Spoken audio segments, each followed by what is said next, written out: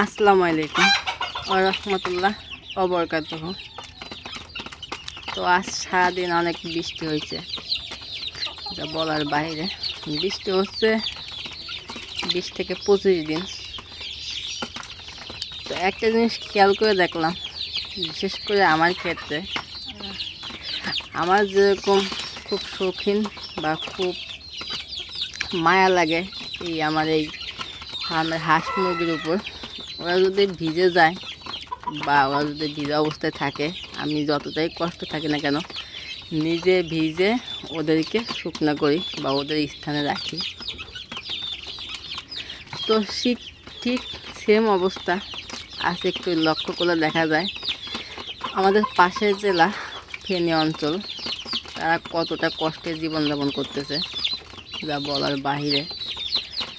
আমি যদি পশু পাখির কথা বাদও দেই, যদি আমি মানুষদের কথা একবার বলি, তাহলে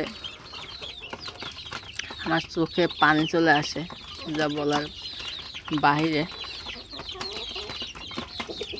একটা শিশু কিভাবে জীবনযাপন করতেছে বা একটা মানুষ কিভাবে জীবনযাপন করতেছে, সবই বলার বাহিরে।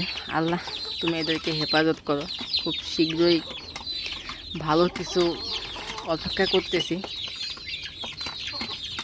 আসলে আমি সেদিনকে দেখলাম যে একটা মসজিদে হিন্দু মুসলমান সবাই একসাথেই রয়েছে, এবং কেউ বাড়ির ছাদে বা যে যেখানে অবস্থান করতেছে খুব কষ্টে জীবনযাপন করতেছে। সেদিনকে দেখলাম সেনাবাহিনী গর্ভধারিণী মা, সে ডেলিভারি হবে, হয়তো বা হবে, তাকে হেলিকপ্টারে করে হসপিটালে নিয়ে গেছে। তো এদিকটা আমি সেলুট জানাই সেনাবাহিনী বা যে যেখানে যে সবার এগিয়ে আসছেন এই দুর্ভিক্ষে, এই বন্যার কারণে অনেক ভাইরাই এগিয়ে আসছেন। তো এগিয়ে আসার ক্ষেত্রে আরেকটা কথা বলি, সেটা হলো অনেকেই দেখতেছি, অনেক ইউটিউবাররা অনুদান নিয়ে গিয়ে ভিডিও করতেছেন। তো আসলে আমি যেটা মনে করি নিজের থেকে, সেটা হলো 2-4-10-20 হাজার টাকা নিয়ে আপনাদের পিছনে 2-4-10 হাজার টাকা চলে যাচ্ছে।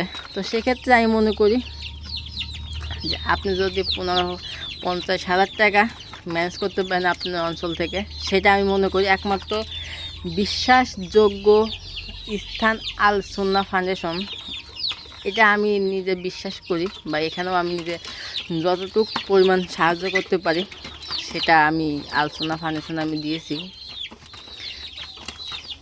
তো সাহায্য জিনিসটা বা হেল্প জিনিসটা, এটা বললে অনেকটা নিচু হয়ে যায়।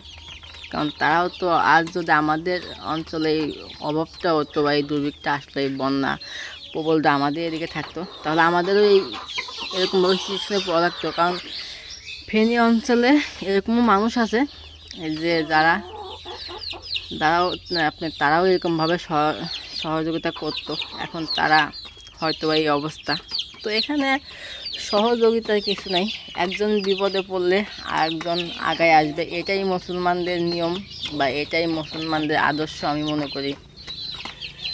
তো এখন একটা কথা মনে পড়ে যায়, আমি কোনো রাজনৈতিক কথা বা রাজনৈতিক ইস্যু নিয়ে টানবো না, তবে যেটা না বললেই নয়। জামাত শিবির একজন উচ্চ মর্যাদাবান একজন নেতা, সে এরকম বন্যার দুর্ভিক্ষ অঞ্চলে গিয়ে সে বলছিল যে আমরা অনুদান নিয়ে আসি নাই বা আমরা কোনো জিনিস নিয়ে আসি নাই, আমরা আপনাদের বাড়ির মেহমান। একটা মেহমান আসলে যতটুকু নিয়ে আসে আমরা ঠিক ততটুকু নিয়ে আসছি আপনাদের মাঝে। আসলে সেই কথাটা আমার অত্যন্ত মনের ভিতরে এত পরিমাণ ভালো লাগে যা বলার বাইরে। তো আজকে আমার ফার্মের কোনো কথা বলবো না, আজকে শুধু এতটুকুই বলতে চাই আপনারা যে যেখান থেকে পারেন, যতটুকু পারেন, আমাদের ফেনী ভাই বা বোনেদের উপর একটু সহযোগিতার হাত বাড়িয়ে দেন। এখন বিশেষ করে যেটা প্রয়োজন তাদের হচ্ছে গিয়ে জামা কাপড়। তারা ঘর থেকে হয়তো সেরকম কিছু বের করতেও পারে নাই, যে যেটা আসছে ওটা পরেই চলে আসছে। তো একটু হেল্প আপনারা অবশ্যই করবেন, এটাই আপনাদের কাছে চাওয়া। আমার এই ভিডিওটা যে যেখান থেকে দেখবেন, অবশ্যই যে যা পারেন একটু হেল্প করবেন তাদের জন্য। তো সবাই ভালো থাকবেন, সুস্থ থাকবেন। আল্লাহ হাফেজ।